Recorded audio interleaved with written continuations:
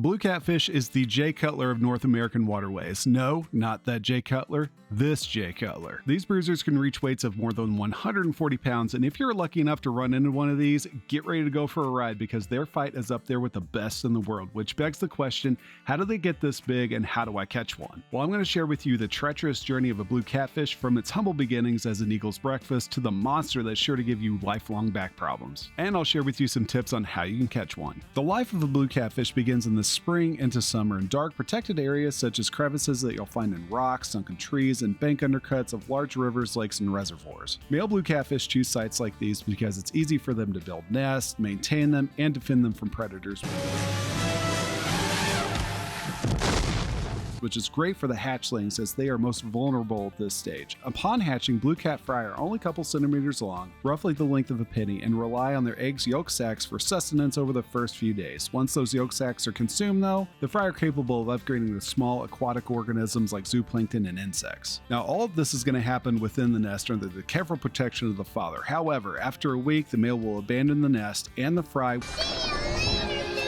which will remain in those schools for about 2 to 3 weeks, feeding on those small organisms, hitting the gym until they're strong enough to fend for themselves. But this is where life really starts to suck for our baby blues because only about 10% of them are going to survive to adulthood. During the first year, the blue catfish will grow about 3 to 6 inches, spending most of their time in slow current areas like backwaters, coves, rocks, sunken logs, and vegetation that provides plenty of protection from predators and sources of food. As they get bigger, blues will graduate from baby food to the kids menu that consists of more robust prey like worms, mussels, crawfish, and small forage fish, which can include blue catfish. Yes, these guys can be cannibalistic like a bunch of blue-whiskered Hannibal Lecters, so if the blue cats can avoid being served with a side of fava beans and a nice canned tea or be eaten by countless other hungry monsters, their growth rate is typically 2 to 4 inches per year after the first year. As they age and get bigger, their color can vary from the silver blue to a slate gray on top that's going to fade to a white on the bottom. Now that's going to be determined by their season and environment, which can cause anglers some confusion when distinguishing the younger blues from another catfish species, the channel catfish. Such confusion is understandable. Both species have similar characteristics such as general body shape and forked tails. However, there are key differences. Generally, channel cat skin is olive, brown, and sometimes yellow compared to the blue cat's grayish blue. Also, younger channels have dark spots on their body that fade as they age,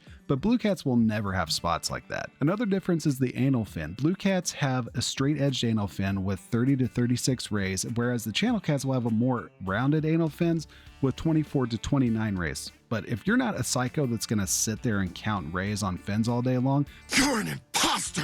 Just look at the size. Blue cats get much bigger than their cousins, and once those blues get big enough, those channel cats are going to end up on their menu. So when they get bigger and stronger, blues will venture out of those safe, shallow areas into more turbulent water, such as those main river channels, deep holes, tributary mouths, and dams, with plenty of structure to use as refuge, but then also ambush points where their diets will take another shift. The bulk of their diet at this point is going to shift to more larger prey like shad, skipjack, bluegill, and other sunfish, crappie, bass, carp, and countless other creatures. So when a fish is big enough to consume things like a fully grown wood duck, they've reached apex predator status. At that size, blues have long since entered adulthood and have become sexually mature. The timeline of this depends on the sex though. Males are mature at 4 years, while females are mature at 5. But once they have reached maturity, they can participate in the spawn during the spring and summer months when water temperatures reach 70 to 75 degrees Fahrenheit. The exact timing though depends greatly on what region of the US you're in. If you're in the southern states, the spawn will begin earlier in the calendar year, whereas the northern states it will begin later. When the spawn does begin though, the males will select those dark secluded sites such as the rock crevices, logs, and undercuts to build their nest, which is going to be accomplished by a male using its tail to fan away any debris or other impurities in the nest, and he'll even use his mouth to remove larger objects.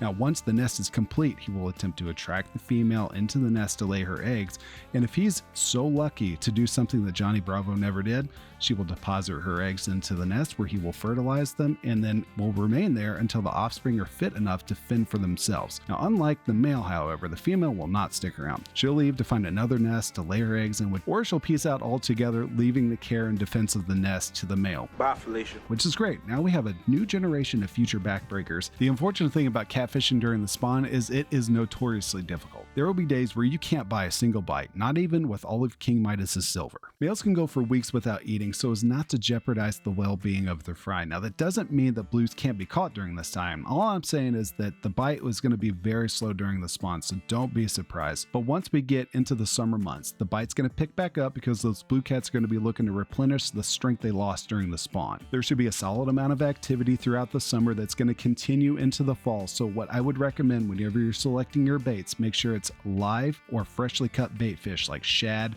skipjack, shiner, bluegills.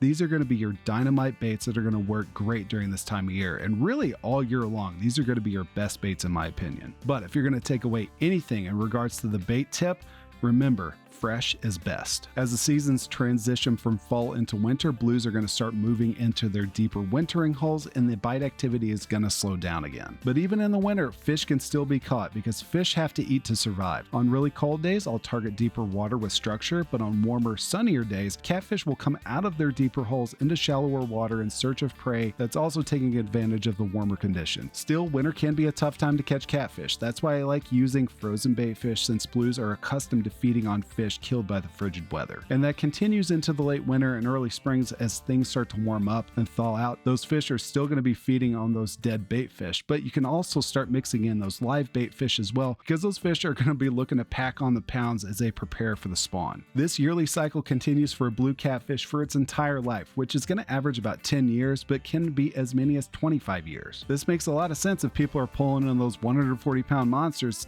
because to reach that size, they're going to need every year that they can get. But what rig do you need to land a fish like that? I have a playlist containing several videos of different rigs for various situations that will help you land fish like this. I hope it leads you to catching the catfish of your dreams. I look forward to seeing you there. Thanks for watching.